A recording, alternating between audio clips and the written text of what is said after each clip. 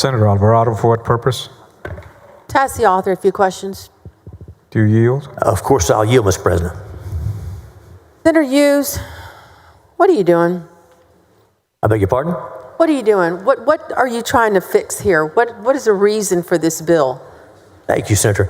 That right to vote in U.S. elections is for U.S. citizens only. And most of us agree on that. It's for U.S. citizens only. This is to make sure that that's how it works, that U.S. citizens vote in U.S. elections. And, you know, there's been discussion in some states and even here about allowing non-citizens to vote in state elections, local elections. No one's debating that here, thankfully. This is to make sure it's clear that in Texas, if you want to register to vote, you have to be a U.S. citizen. I'm just trying to wrap my arms around this, what you're trying to fix. Would you agree that we should not institute a system that removes eligible voters from the rolls? No one wants to remove eligible voters from the voter rolls. And I want to be clear, no one's would be removed from the rolls by this bill. If this bill is implemented, someone who could not prove their U.S. citizenship would be voting on that federal only ballot. So they're still on the voter rolls, but it'd be a federal ballot only if the person is not proven that they're a U.S. citizen, or we haven't been able to prove it independently. Let me take you back a few years. I'm sure you remember what happened in 2019 when the Secretary of State launched a botched voter purge that asked voters for proof of citizenship if there was any indication in their DPS records that they were not citizens.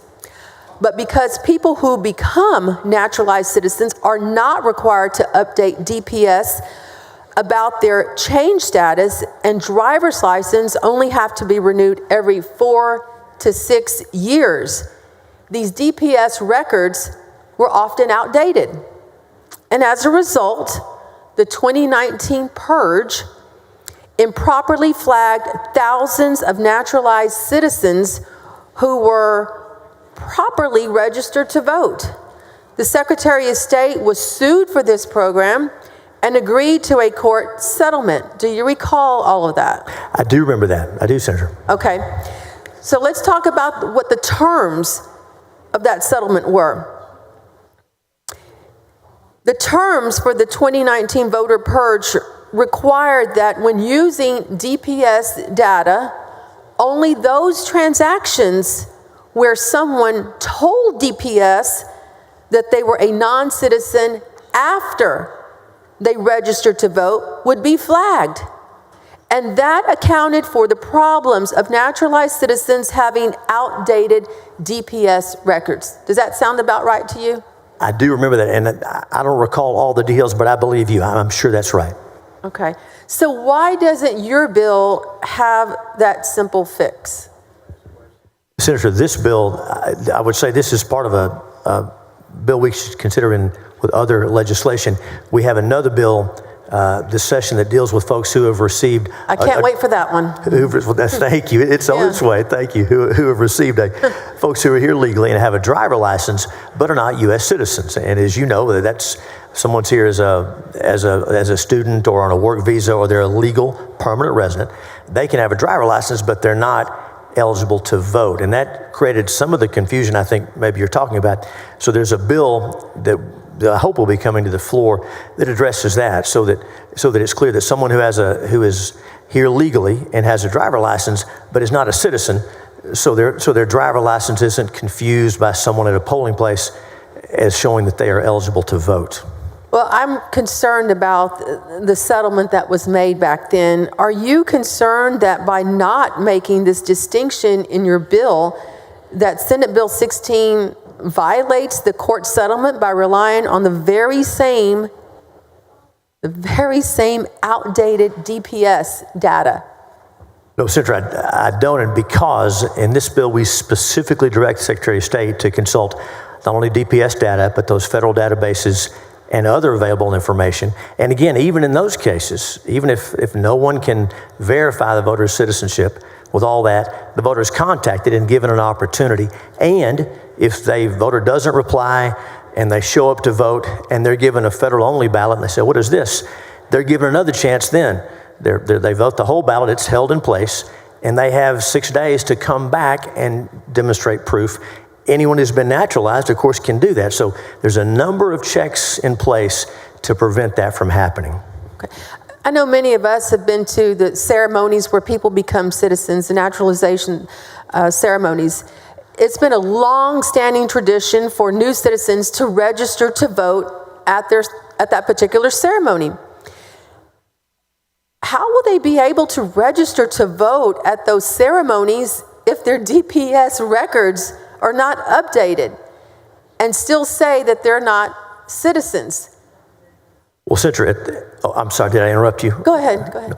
Well, at those naturalization ceremonies, we're talking about the ceremonies where folks are sworn in as U.S. citizens, right? Well, they receive naturalization documents after that to verify their citizenship. And under this bill, if a deputy voter registrar registers someone to vote in a situation like that, the voter's given instructions on how to provide their proof of citizenship to the registrar. So in a situation like that, at the naturalization ceremony, they would fill out the cards, they would give them to the registrar, and the deputy registrar would give them information from the SOS on how to submit proof of citizenship, which they're going to get because they've just been naturalized. Well, you're requiring a lot of steps, and now engaging the county clerk's office. How will you ensure at a minimum that they will be able to vote in federal elections?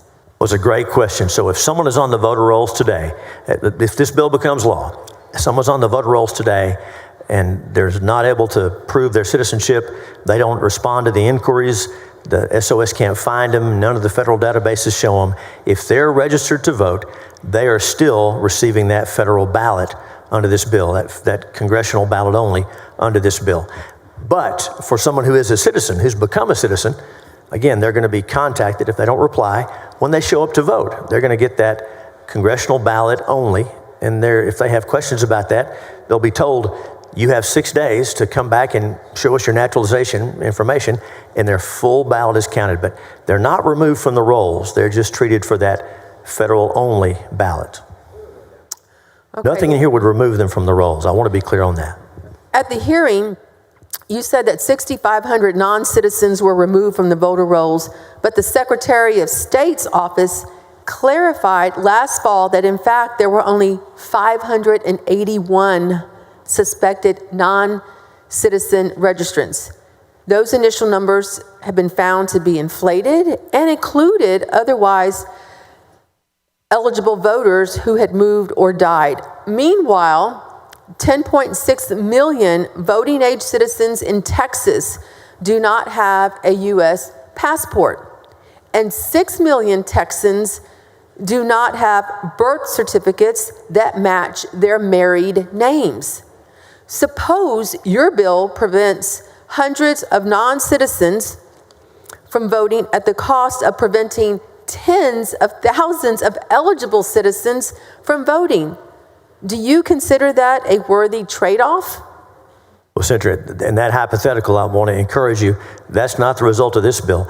Anyone with a driver license in Texas who's had one since 2008, and if you had one before then or you got one since then, you've shown this proof of citizenship to renew that driver license or to get that driver license. So for those millions of people you're talking about, they're already being covered. We're talking about a much smaller group.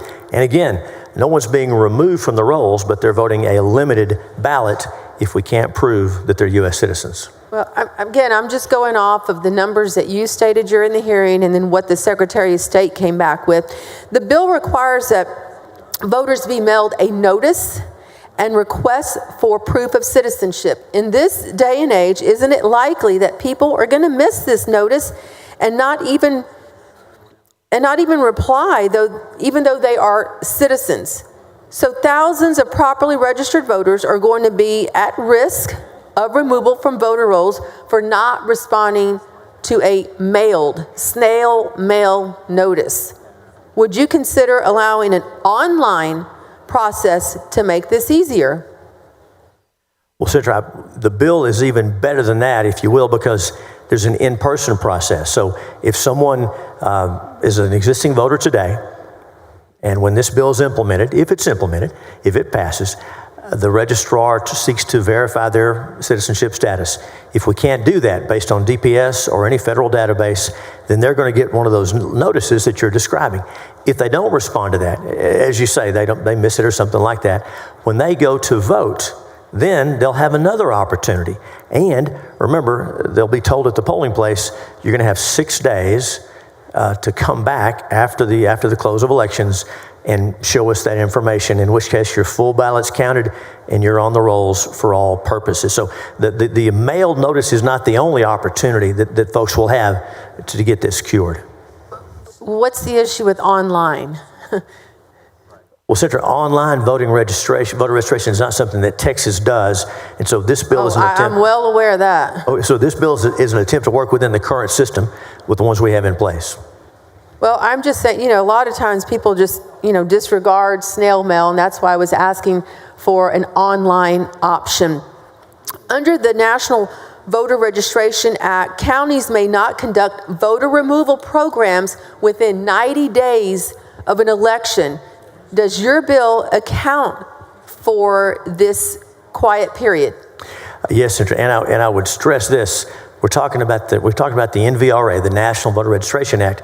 That's for those federal ballots we're describing. So someone who is registered to vote in Texas today, but has not shown proof of citizenship, and someone who we cannot verify otherwise, they're still going to receive that federal-only ballot. So with regard to the NVRA, that's already covered. Okay, this will be my last question. Under your bill, the Secretary of State has to provide a list of currently registered voters to counties by December the 1st of this year, 2025, who they will be required to reach out for proof of citizenship. This process will be cumbersome for counties. Are you concerned that this new process will interfere with the 2026 elections? Well, Senator, part of the reason that December deadline is there is to give us plenty of time as we ramp up for those elections.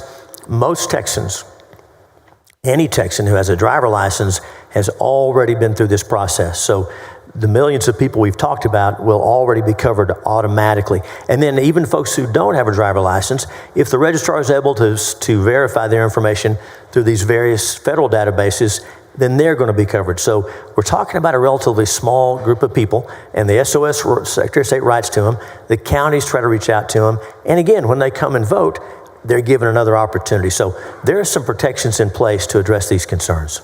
Well, I am concerned, and I just wanted to add too about the 2026 elections and the problems that some of our county offices may face. Are these voter roll checks required to be paused within 90 days of an election, consistent with the NVRA?